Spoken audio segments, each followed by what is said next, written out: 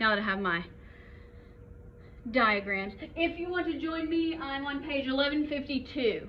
So 1151 through 1153 will be where the diagrams are if you have a third edition. So we'll say that page 1151 to 1153. So what is embryology? Sounds a lot like embryo, yes? Yes, hopefully so. So it is the study of the development of the new individual that as they go from fertilization until they're born.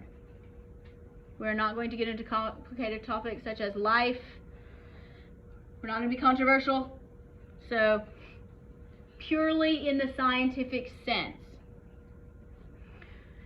Embryology involves a growth, so an increase in the number of cells, always through mitosis, always.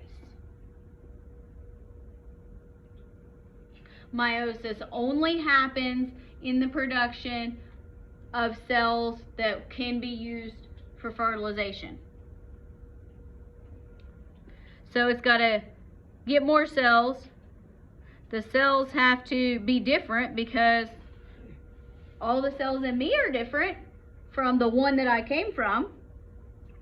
And then they're going to change their complete organization into organ systems. We're not going to go through this whole process. We're gonna try to give you a Cliff Notes version. It can be infinitely more complicated, but I'm going to try not to make it that way. So, stages of embryogenesis. First thing starts with fertilization. You have the egg and you have the sperm.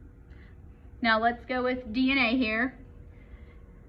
The egg has N number, this is a 1, N number of chromosomes, as does the sperm. And remember, in a human, that's 23.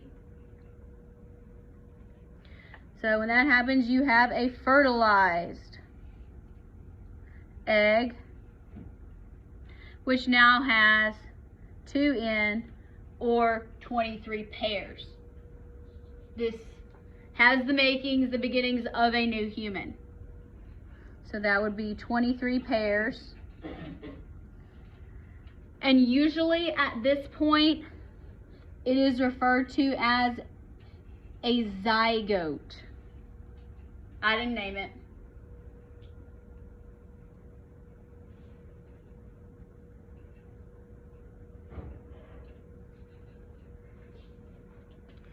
So, the oocyte, which is going to be a nucleus and a whole bunch of cytoplasm, gets penetrated by the sperm. Those nuclei fuse together, and that means they're going to get one diploid nucleus. So now we have 23 pairs. We can build a human from there. So we now have our cell with all of our appropriate number of DNA. It's not an eyeball. I'm just not good at drawing. After that, from one cell, we have to create a human. We're going to start doing that with cleavage. It's not scandalous. Which means it's going to start separating. So this is one very, very large cell. What happens during cleavage is this zygote is actually not going to be any bigger.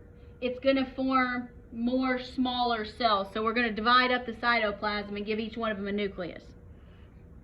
So, starting when you have one, after it divides one time, how many cells do you have? 2. Yes, don't make it hard. It's not complicated yet. It is called the two-cell cleavage stage. So you have two cells, they're still real stuck together. Each of them has a nucleus and DNA. Now, occasionally, it doesn't happen quite like this, like it's supposed to, and instead of getting two that are still stuck together, you get two that are separated apart, and we call those identical twins. That's how you get identical twins. So our one fertilized egg should go to two that are not separated out. They should still be connected to each other, basis of a new human. That's going to continue 4 times until you get a total of around 16 cells. Somebody decided it looks like a mulberry. I'm not good at drawing, but I'm going to try. But that is scientifically referred to as a morula. That would be Greek mulberry. So here I'm going to try to draw this. I'm just going to go 1, 2, 3, 4, 5, 6, 7, 8, 9, 10, 11, 12, 13, 14, 15, 16. So they're still together.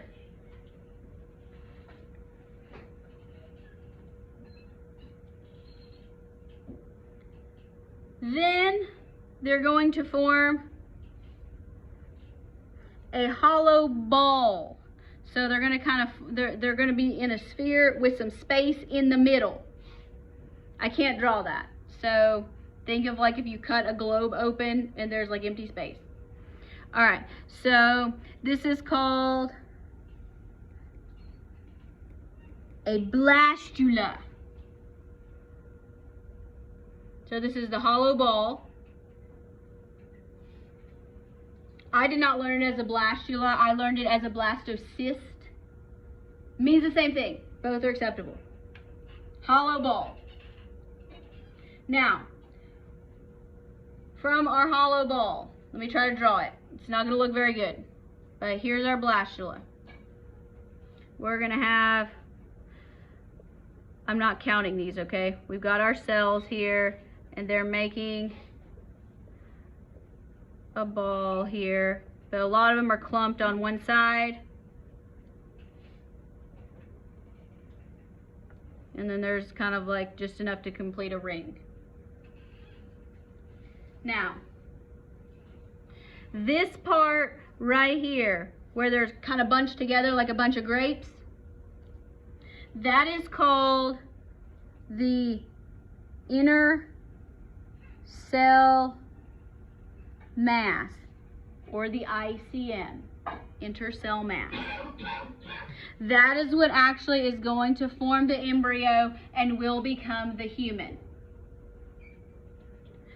But what about the rest of it? It's not going away. It just has a different function. The rest of it. So here's your inner cell mass. That would be this part. The part that is kind of over here by itself, I'm going to kind of draw right there. That is what is known as the trophoblast. That's going to be important in making the placenta. Because remember, pregnancy results in a baby and a placenta. So it's got to come from somewhere. So the majority of the cells are going to become the baby. The rest is going to start differentiating to become the placenta, which is its own organ. Now, at this point, it's still just traveling, hanging out, coming down mom.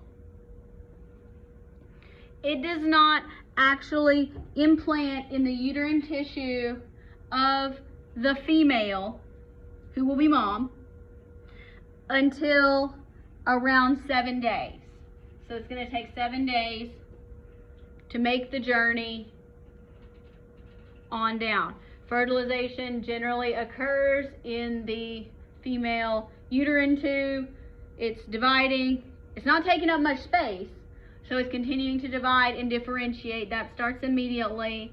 It's going to take some time, finish its journey on down to the uterus, and then it's got to find the wall and bury itself inside. Now,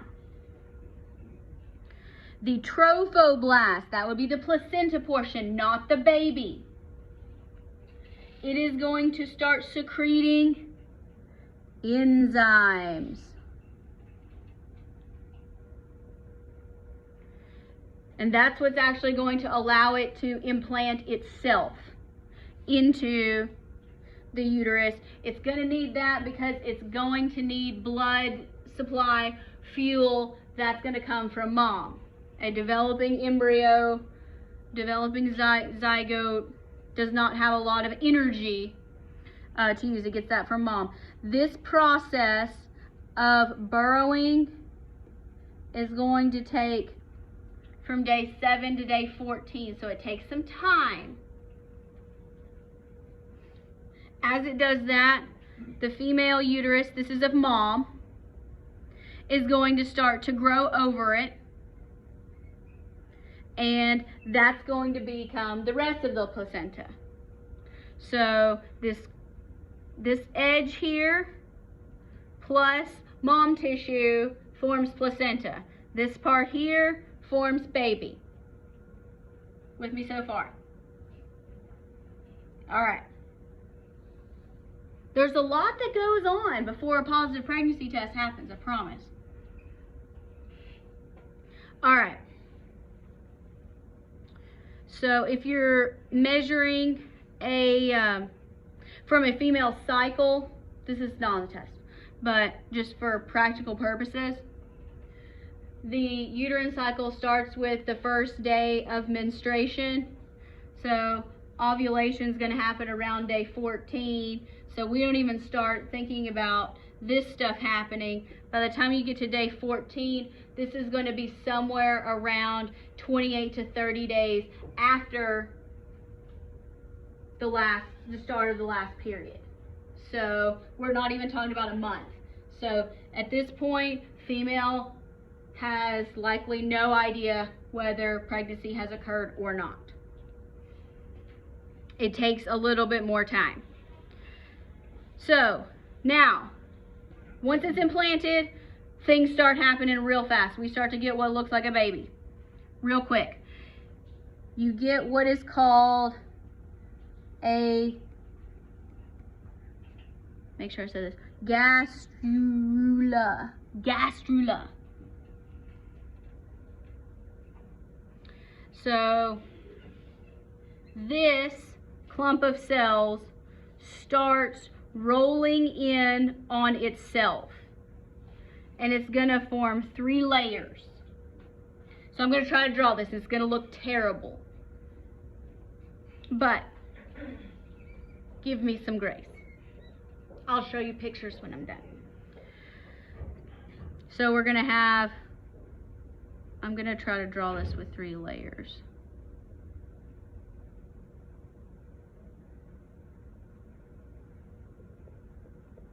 Okay, so this is kind of going in on itself. If you can see, I have 3 lines here. They don't look very good. Don't judge me too harshly. Now, the inner part is called the endoderm. That would be the inner layer. So that's the inner part. 3 layers. So you have 3 cells thick. 1, 2, 3. You have the mesoderm. That would be the one that's in the middle. And then you have the ectoderm. That would be the one that's on the outside.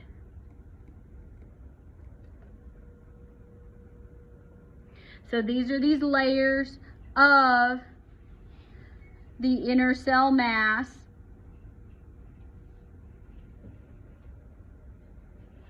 And that is what ultimately becomes the human baby. Now from these 3 rows We're almost done. From these 3 rows, you're going to get, that is basically the whole body plan. Comes from 3 rows of cells. If you don't think that's fascinating, I don't know. It's fascinating to me. Now, once this embryo reaches the 9th week of development, that is when it is scientifically referred to as the fetus. So fetus is from week 9 of development all the way through birth. It's called different things at different points up till then.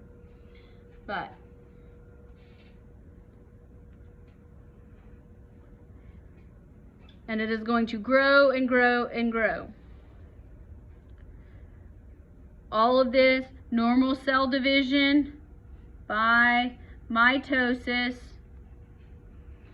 and these cells are going to start getting, each individual cell is going to start getting larger, so it's going to get more cytoplasm, going to start taking up more space. So if you see a fetus at 9 weeks of development, you can actually see what looks like a human. All organogenesis happens through week 8. The first 8 weeks of development is when all the organs are forming. So by the time you get to week 9, it's very tiny and you can't really see it, but it will actually resemble a human. What we look at as a baby. Now,